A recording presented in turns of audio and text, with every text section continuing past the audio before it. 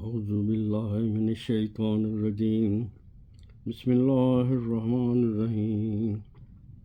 اللهم صل على محمد وعلى آل محمد كما صليت على إبراهيم وعلى آل إبراهيم إنك حميد مجيد.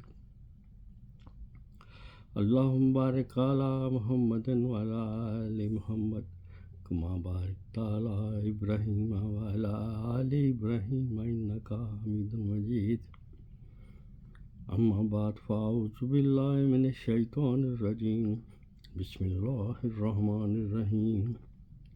واعبدوا الله ولا تشركوا به شيئا وبالوالدين إحسانا وبذي القربى واليتامى والمساكين وجار ذي القربى وجار الجنب وصاحب الجنب وابن السبيل وما ملكت ایمانکم ان اللہ لا يحب من کان مختالا فخورا.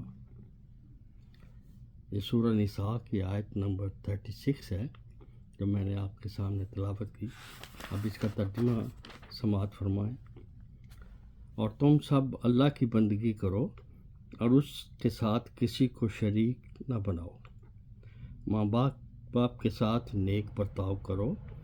قرابت داروں، یتیموں اور مسکینوں کے ساتھ حسن سلوک سے پیش آؤ، اور پڑوسی رشتہ دار سے، اجنبی ہمسایہ سے، پہلو کے ساتھی اور مسافر سے، اور لونڈی غلاموں سے جو تمہارے قبضے میں ہوں احسان کا معاملہ کرو. یقین جانو اللہ کسی ایسے شخص کو پسند نہیں کرتا جو اپنے پندار میں مغرور ہو اور اپنی بڑائی پر فخر کرے. صدق اللہ العظیم. آج ہم حقوق اللہ اور حقوق العباد کے بارے میں بات کریں گے. یہ بہت ہی امپورٹنٹ موضوع ہے. حقوق اللہ جیسے کہ ہم پہلے بھی ذکر کر چکے ہیں کہ اللہ کی وحدانیت کا اقرار کرنا کہ اللہ ایک ہے، اس کے سوا کوئی معبود نہیں، وہی مشکل کشا ہے، وہی سب کچھ دینے والا ہے. جب بھی کوئی مصیبت آئے اسی سے رجوع کرو، اسی سے مانگو.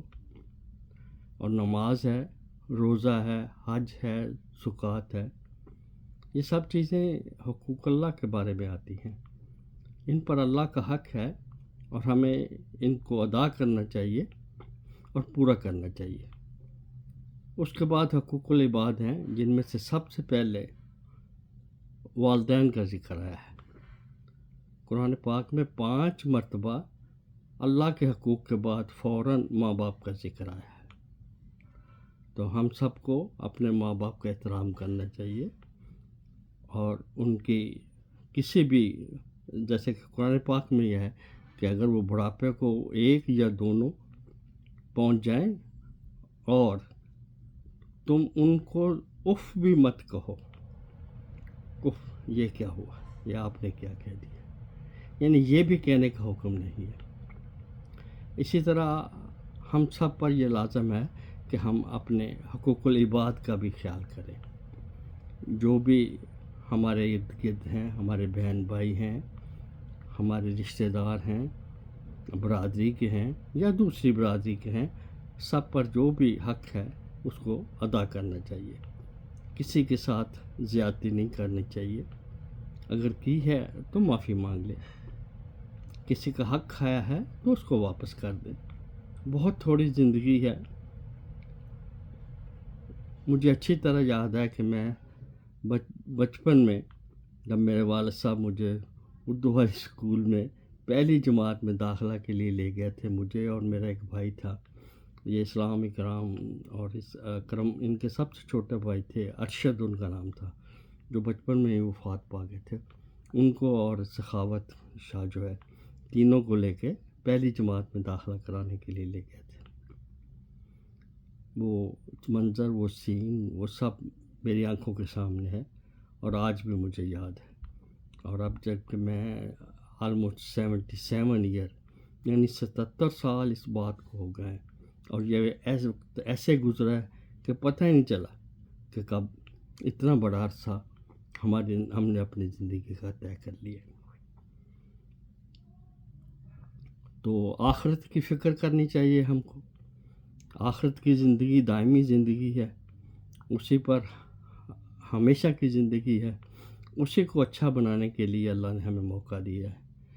اور اللہ تعالی ہم کو توفیق دے کہ ہم اللہ سے جو بھی ہمارے گناہ، جو بھی ہماری لغزشیں، جو بھی ہماری کوتاہیاں ہوگی ان کی توبہ کو قبول فرمائے اور ہمیں معاف فرمائے ہم سب کو۔ اور یہ بہت ہی آسان ہے، کوئی مشکل نہیں ہے۔ اپنے بہن بھائیوں کا خیال رکھیں۔ کسی کے ساتھ زیادتی کی ہے، کسی کا مال کھایا ہے ناجائز طور پر، کسی کو دکھ دیا ہے، اسے اس کا مال واپس کر دیں، اس کے دکھ کی معافی مانگ لیں۔ اگر آپ کو کسی نے تکلیف پہنچائی ہے تو آپ سچے دل سے اس کو معاف کر دیں۔ بہت تھوڑی زندگی ہے، بہت کم لائف ہے۔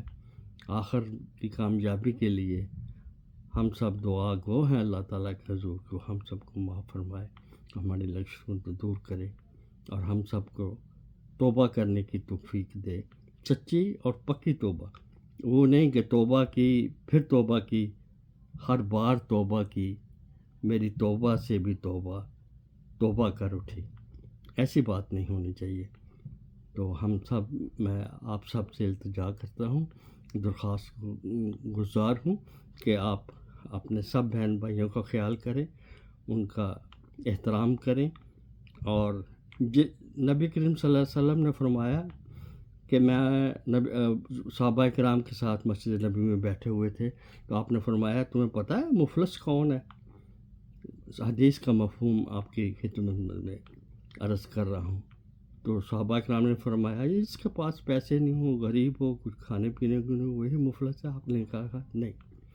تو صحابہ نے فرمایا اللہ اور اس کا رسول ہی بہتر جانتے ہیں، آپ فرمائیں۔ تو آپ نے کہا کہ ایک آدمی قیامت کے روز احد پہاڑ جتنی نیکیاں لے کے آئے گا، اور اس سے بڑے حج، نماز، زکوٰۃ اور بہت بڑی نیکیاں لے کر وہ اللہ کے حضور آئے گا۔ لیکن جب اس کا امتحان ہوگا اور جب اس کا حساب کتاب ہوگا تو اس نے کسی کا حق مارا ہوگا، کسی کے ناجائز پیسے کھائے ہوں گے، کسی کی زمین پر ناجائز قبضہ کیا ہوگا، تو اس کی تمام جو ہیں یہ برائیاں دوسرے لوگوں سے جو اس نے کی ہوئی ہیں، اس کی نیکیاں جو ہیں ان کو دے دی جائیں گی اور اس کے حساب سے وہ کاٹ دی جائیں گی، یہاں تک کہ اس کے پاس کوئی نیکی نہیں بچے گی، تو دوسروں کے گناہ اس پر ڈال دیے جائیں گے اور اس کو جہنم میں دھکیل دیا جائے گا۔ یہ انجام ہے اس شخص کا جس نے لوگوں کے حق مارے ہوں، جس نے لوگوں کے ساتھ زیادتی کی ہو، جس نے لوگوں کا ناجائز مال کھایا ہو، جس نے ناجائز پیسے کھائے ہوں، زمین کا کسی پر ناجائز قبضہ کیا ہو، وہ سب اس کے اوپر ڈال دیا جائے گا اور وہ جہنم میں دھکیل دیا جائے گا۔ تو نبی کریم صلی اللہ علیہ وسلم کا یہ فرمان ہے کہ آپ ان سب چیزوں سے توبہ کریں اور کسی کا مال جو بھی ہو وہ اس کو واپس کریں، اور ہر ایک کے ساتھ پیار و محبت، سلوک، اتفاق سے رہیں۔ اس پر فخر نہیں کریں کہ ہم راجپوت ہیں، پٹھان ہیں اور بہت بڑا، یہ تو اللہ تعالیٰ نے کہا ہے کہ میں نے تمہارے قبیلے بنا دیے تاکہ تم پہچانے جا سکو، لیکن اللہ کے نزدیک وہ بہتر ہے جو تقوی میں بہتر ہے۔ نبی کریم صلی اللہ علیہ وسلم نے حجۃ الوداع کے موقع پر آخری خطبے میں فرمایا تھا یا ایھا الناس، یہاں یہ نہیں کہا تھا کہ اے ایمان والو، اے مسلمانوں، نہیں، یہ ورڈ آرڈر تھا، یا ایھا الناس، اے لوگو، سب کو مخاطب کر کے کہا تھا کہ تم میں سے کسی کالے کو گورے پر، کسی اجمی کو عربی پر، کسی عربی کو اجمی پر کوئی فقیت نہیں الا بالتقوی، مگر صرف پرہیزگاری کے ساتھ۔ یہی اللہ اور رسول کا حکم ہے، یہی اللہ اور رسول کے احکامات ہیں۔ اللہ تعالی ہم سب کو ان پر عمل کرنے کی اور ان پر کاربند رہنے کی توفیق عطا فرمائے، اور ہمارے عزیز و اقارب بہن بھائیوں کے ساتھ پیار و محبت سے رہنے، اور اس دنیا میں جو بھی 4 روزہ زندگی ہے، آج مرے کل دوسرا دن، بہت ہی تھوڑی اور بہت ہی مختصر زندگی ہے، یقین جانو میرے بہن بھائیوں، اس پر جو ہے نا وہ غور کرو، اور اپنے آپ کو، کوئی مشکل نہیں ہے، صرف چند ایک چیزیں ہیں کہ جو کسی کے ساتھ زیادتی کی ہے اس سے معاف مانگ لو، کسی کا مال کھایا اس کو واپس کر دو، کسی کے ساتھ ظلم کیا ہے اس سے معافی مانگ لو، تمہارے ساتھ کچھ زیادتی کی ہوئی ہے تو اس کو معاف کر دو۔ اللہ تعالی ہم سب کو ان باتوں پر عمل کرنے کی اور ان باتوں پر کاربند رہنے کی توفیق عطا فرمائے۔ اللہ تعالی ہم سب کو معاف فرمائے۔ وآخر دعوانا ان الحمد للہ رب العالمین، آمین۔